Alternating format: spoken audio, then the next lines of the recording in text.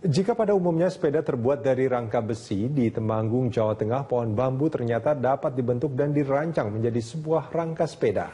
Pencipta produk lokal ini pun mencetuskan gerakan bersepeda pagi. Berikut liputannya.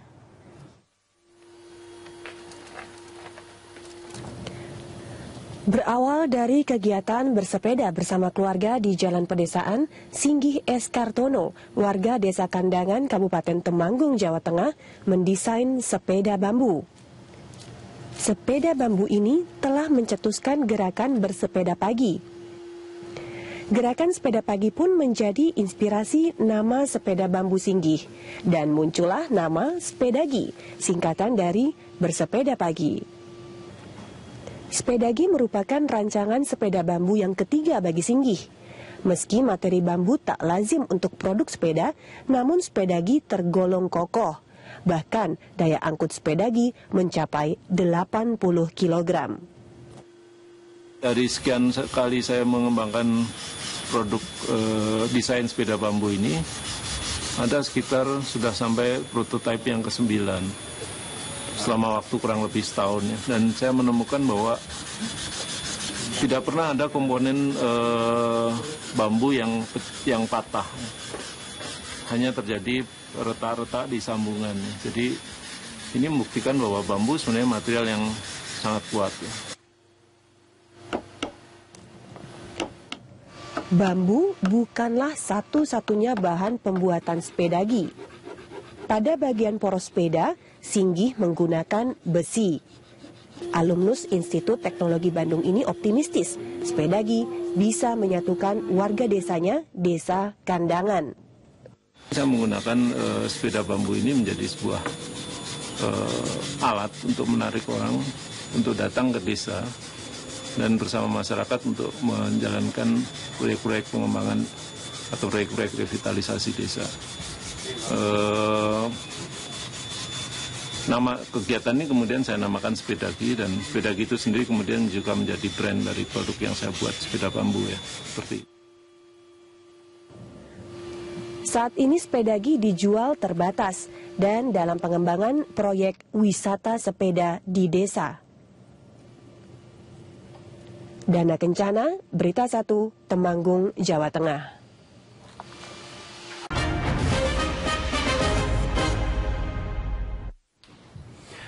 Selamat malam pemirsa, kita berjumpa kembali dalam program Prime Time Talk dan kali ini bersama saya Doni De Keizer. Pemirsa, penetapan sejumlah pihak termasuk Dirjen Perdagangan Luar Negeri nonaktif Kementerian Perdagangan Partogi Pangaribuan sebagai tersangka kasus dwelling time membuktikan kegusaran Presiden Joko Widodo terkait dugaan praktek korupsi yang menyebabkan lamanya bongkar muat di Pelabuhan Tanjung Priok. Kapolda Metro Jaya menegaskan tidak hanya memeriksa dari Kementerian Perdagangan saja, namun pihaknya juga akan mengembangkan pengungkapan kasus ini terhadap 17 instansi terkait lainnya. Ini yang akan kita diskusikan pemirsa dalam program Prime Time Talk kita kali ini. Telah hadir bersama saya di studio, yaitu staf khusus Menteri Perdagangan Republik Indonesia, khususnya bidang penguatan perdagangan nasional, Ardian Syah Parman, dan juga Wakil Ketua Umum Kadin Bidang Logistik, Karmelita Hartoto atau Bu Meme. Ya, selamat malam Pak Ardiansyah, Bu Meme, apa kabar semua Bapak Ibu? Sehat? Alhamdulillah. Terima kasih sudah bergabung di Berita 1. Untung tidak macet ke sini Pak ya. Iya. Kalau ke pelabuhan agak macet sekarang Pak. Tapi sebelum kita diskusi Bapak Ibu sekalian, saya ajak Anda untuk mengikuti berita berikut ini. Pemirsa, Presiden Joko Widodo mengaku tidak kaget atas ditetapkannya sejumlah pihak termasuk pejabat dari Kementerian Perdagangan oleh Polda Metro Jaya sebagai tersangka dugaan suap perizinan bongkar muat atau dwelling time.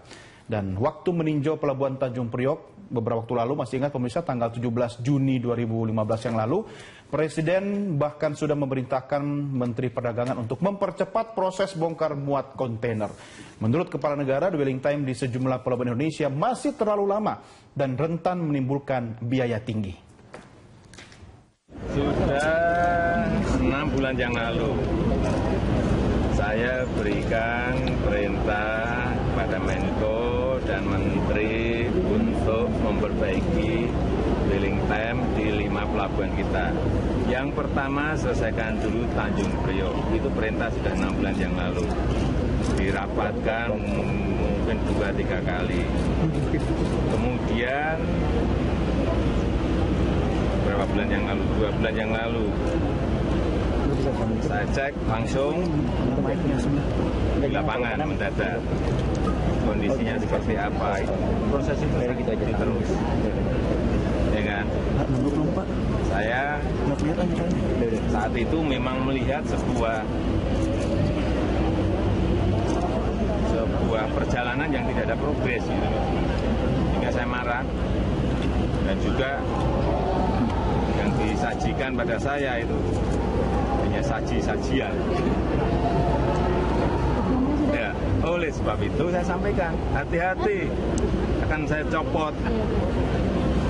Saya sampaikan kan, entah yang di lapangan, entah dirjennya, entah menterinya akan saya copot kalau keadaan seperti itu terus.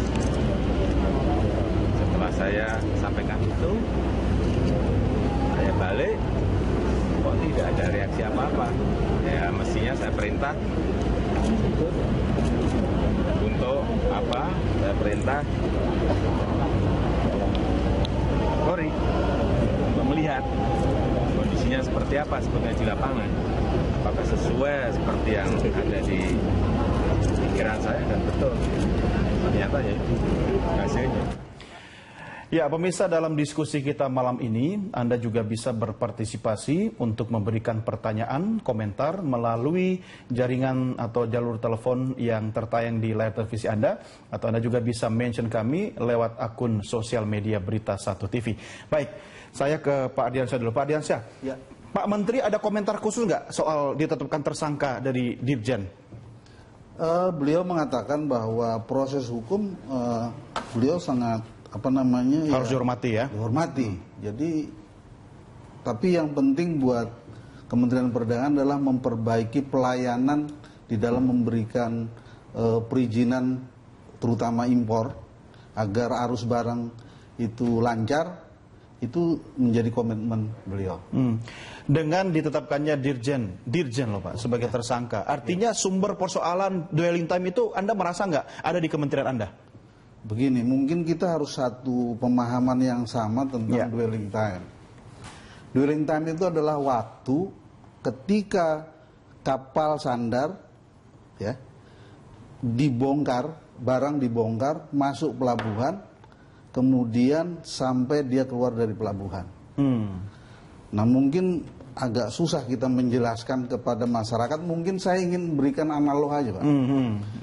Kalau barang itu kita sebut paspornya API Pak.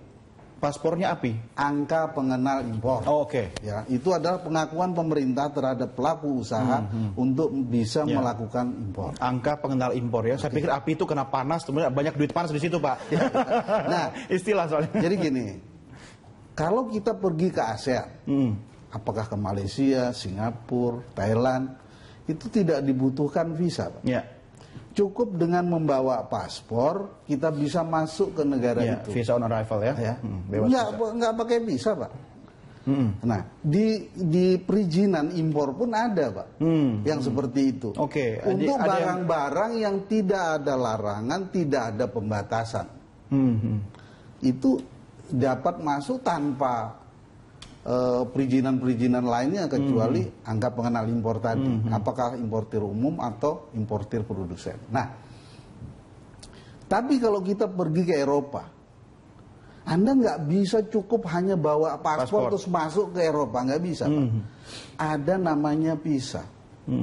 Visa itu adalah sebuah perizinan untuk orang bisa masuk ke suatu negara. Itu bisa diurus di negara berangkat kan Pak. Misalnya kita dari Indonesia sebagai warga negara Indonesia kita bisa urus visa di sana agar di sana tidak ada hambatan apapun ketika kita diperiksa oleh imigrasi. Nah kalau barang kan diperiksa oleh bea cukai, kira-kira begitu. Nah ini yang disebut API tadi. Bukan, API itu hanya paspor salah aja. Satu. Jadi API yang lainnya kan ada perizinan lainnya. Banyak banget perizinannya Pak ya. Perizinannya ini begini. Perizinan yang diterbitkan oleh Kementerian Perdagangan itu atas permintaan sektor, Pak. Contoh, misalnya izin tentang baja, itu rekomendasinya datang dari Kementerian Perindustrian. Baru izin impornya yang disebut dengan persetujuan impornya baru bisa diterbitkan visanya. Visanya. Gitu. Nah, kalau Anda masuk ke negara orang tanpa visa, itu kemungkinan Anda akan dipulangkan, Pak. Ya kan? Sama barang juga gitu sebenarnya. Kalau dipulangkan kan tinggal pulangin kan? Direekspor. Artinya harus nunggu lama dulu sebelum direekspor. Itu bukan wilayah kami, Pak. Ada berapa sektor, Pak, yang ada di ruang lingkup koordinasi Kementerian Perdagangan? Jadi gini, ini saya catat tadi. Surat rekomendasi yang ditunggu oleh Kementerian Perdagangan ketika menerbitkan izin impor dari Kementerian Perindustrian aja ada 41, Pak. 41 rekomendasi. Hanya dari Kementerian Perindustrian. Dari 20 kementerian atau dan lembaga itu jumlahnya 112 rekomendasi. Jadi bukan keinginan Kementerian Perdagangan buat aturan supaya banyak agar orang berhubungan dengan kementerian, kan, Pak? Ini adalah misalnya berkaitan dengan lingkungan. Maka ada rekomendasi dari Kementerian Kehutanan dan Lingkungan Hidup. 8 rekomendasi, Pak.